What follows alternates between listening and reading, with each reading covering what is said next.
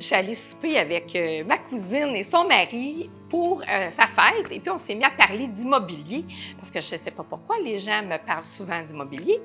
Alors, on discute d'immobilier, puis là, il me dit, moi, quand je suis le vendeur, j'ai pas de frais à payer. Fait, j'ai dit, ben non, c'est pas vrai, ça, tu as des frais. Non, non, non, j'ai pas de frais.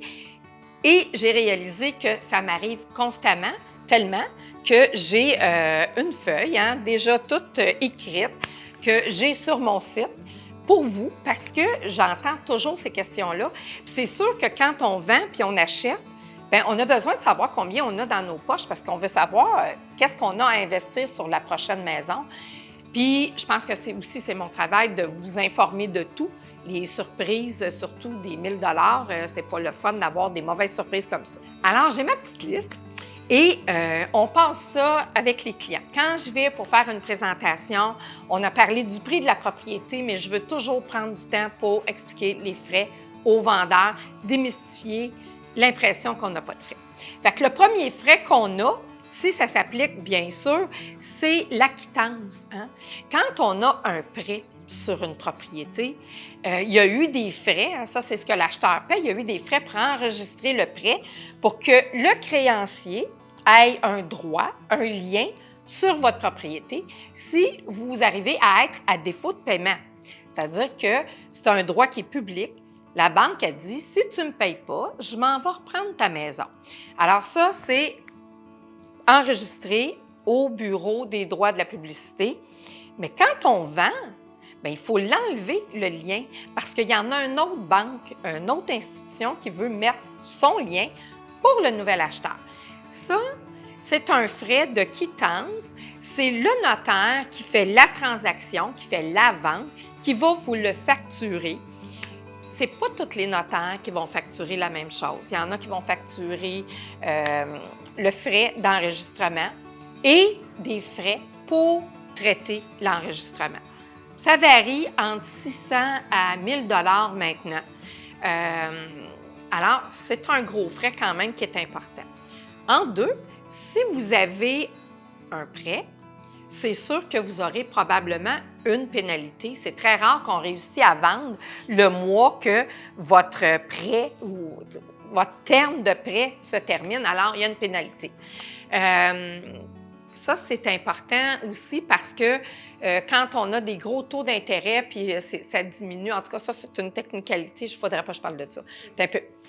Alors, c'est évident que quand on a signé un contrat, on doit respecter le contrat. Si on ne respecte pas le contrat, il y a une pénalité de prévu parce que la banque ou l'institution financière perd de l'intérêt, donc du profit, et ça ne leur convient pas, c'est bien évident. Alors, il faut téléphoner, il faut demander c'est quoi le frais de pénalité. Si vous avez 5 000 de pénalité, ça veut donc dire que c'est 5 000 de moins à appliquer en mise de fonds sur votre prochaine propriété ou sur votre projet quelconque.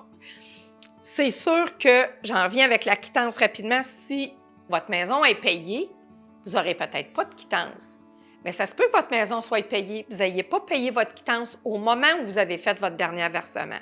Moi, ça, c'est une suggestion que je vous fais. Faites-le rapidement quand vous finissez de payer parce que ça va augmenter. Si vous le faites dans 5 ans, dans 10 ans, vous allez peut-être payer le double. Si on vient de vendre, il faut attendre. Ça peut prendre 3 mois avant que ça soit enregistré. Alors, on n'y touche pas. Ensuite, d'autres frais, il faut, même si on fournit nos factures de taxes, exemple municipales, scolaires, on dit, bon, moi, je les ai toutes payées.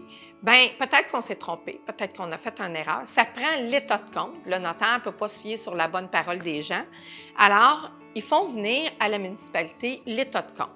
Anciennement, les ventes, on vendait 1 maison, 2 maisons par vie. Maintenant, c'est 5, 6 et plus peut-être. Les municipalités sont débordées. Donc, facture les notaires pour remettre l'état de compte. Ce n'est pas toujours pareil, mais ça varie environ 150 $.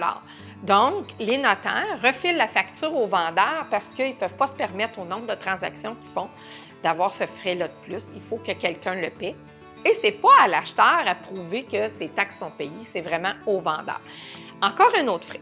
Il y a bien sûr, vous le savez, la commission, la rétribution du courtier qui est taxable. Ne jamais oublier qu'une commission, une rétribution, c'est un service c'est taxable.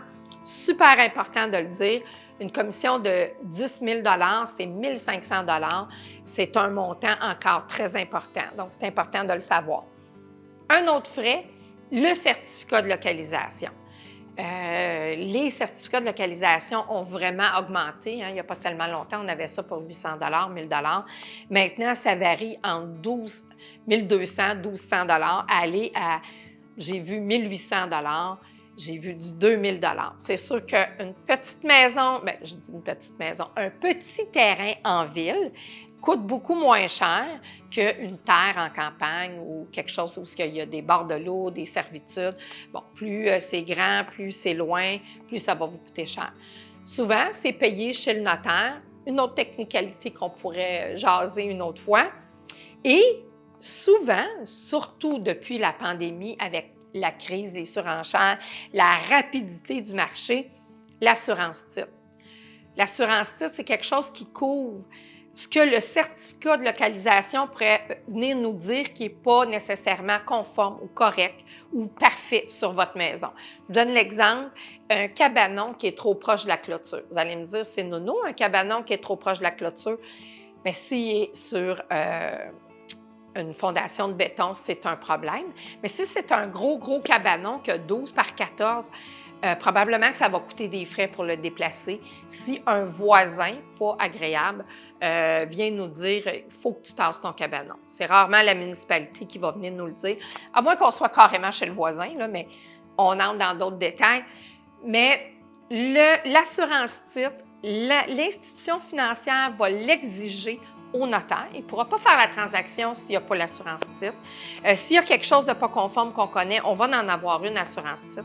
Mais je vous dirais, là, 9 transactions sur 10 dans la pandémie, on a eu une assurance titre parce que les arpenteurs n'étaient pas assez nombreux pour répondre à la demande des ventes tellement on a eu, je crois que c'est même près de 25 000 ventes de plus que la normale. Là. Fait que les arpenteurs, il n'y en a pas eu plus. Même, je pense qu'il y en a qui sont découragés puis ont pris leur retraite. Donc, l'assurance titre, c'est encore là, c'est le notaire qui la prend.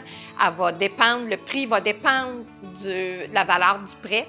Alors, ça se peut que ça vous coûte 300-400, c'est de plus en plus rare parce que le notaire n'a pas pris de frais pour l'émettre, mais ça peut vous coûter 600-700. J'ai vu 800 pour une assurance titre et j'ai vu des cas où on a dû attendre dans du commercial d'avoir les certificats parce qu'on était rendu à 1 500 d'assurance titre et partis ont décidé qu'ils attendaient. Donc, ça en fait ça des frais. Il faut vraiment être capable de les avoir prévus pour vraiment savoir ça va être quoi notre brut ou plutôt notre net dans nos poches quand on vend. Fait que oui, messieurs, madame, les vendeurs, vous avez des frais, ne l'oubliez pas.